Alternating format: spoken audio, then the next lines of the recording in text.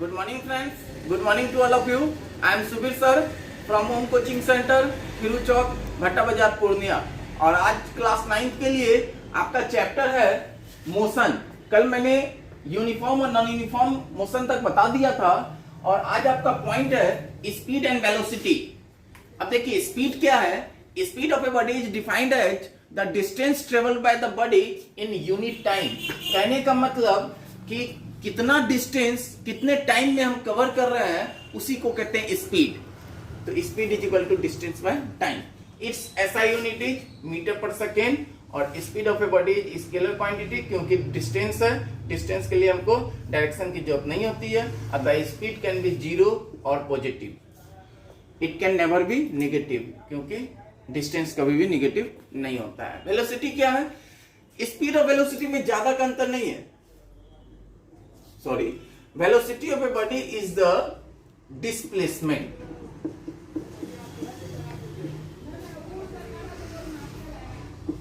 देखिए speed distance, कितना distance कितने टाइम में कवर करता है, और वेलोसिटी क्या होगा, कितना डिस्प्लेसमेंट कितने टाइम में कवर करता है।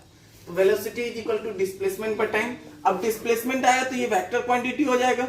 स्पीड हो या वेलोसिटी हो, यूनिट आपका मीटर पर सेकेंड ही होगा।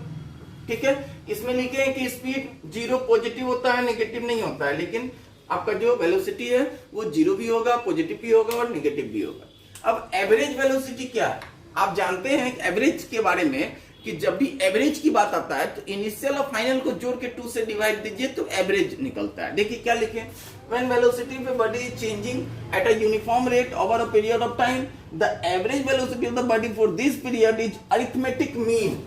अरिथमेटिक मीन उसी को कहते हैं, दो नंबर को सम करके 2 से डिवाइड देना of initial and final velocity of the body. कहने का मतलब कि एवरेज वेलोसिटी निकालना है तो जो आपका बॉडी में वेलोसिटी का चेंजिंग हो रहा है तो उसका डिफरेंसेस बाय 2 कर देंगे तो हमारा क्या निकल जाएगा, एवरेज वेलोसिटी निकल जाएगा। अगला आपका एक्सेलरेशन।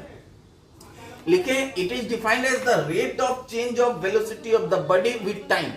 एक्सेलरेशन की बात होगी तो rate of change of velocity of the body with time is called acceleration. The acceleration of a body is measure of change in velocity of the body per unit time. देखिए acceleration क्या होता है, change in velocity by time। मान लीजिए कि कोई body velocity move कर रहा है वेलोसिटी से, तो 30 मीटर पर सेकेंड उसका इनिशियल वेलोसिटी है और 60 मीटर पर सेकेंड उसका फाइनल वेलोसिटी है, और टाइम जो है 30 से 60 में आपको लग गया 2 आवर्स।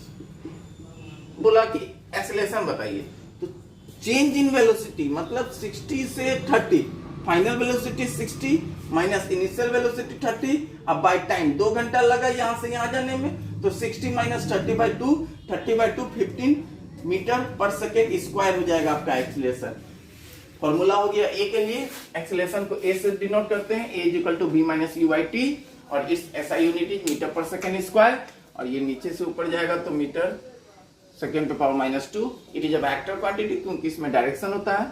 और अगर आपका एक्सेलरेशन निगेटिव में आ जाए तो उसको कहते हैं रिटार्डेशन। अब देखिए यूनिफॉर्म एक्सेलरेशन और नॉन यूनिफॉर्म एक्सेलरेशन क्या होता है।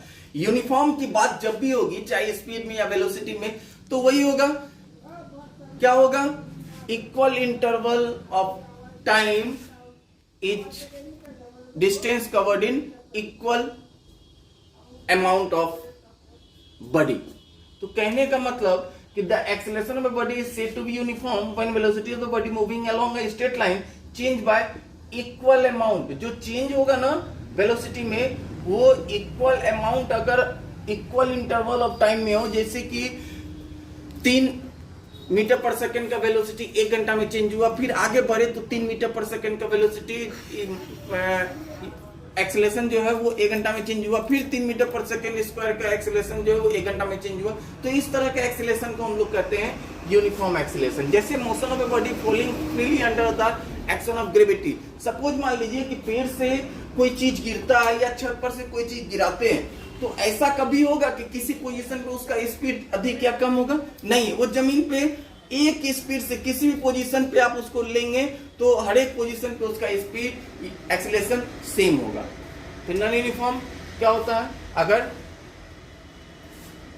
Unequal amount in equal interval में हो तो उसको कहेंगे नॉन यूनिफॉर्म। तो शायद आप आराम से समझ गए होंगे यूनिफॉर्म और नॉन यूनिफॉर्म क्या है।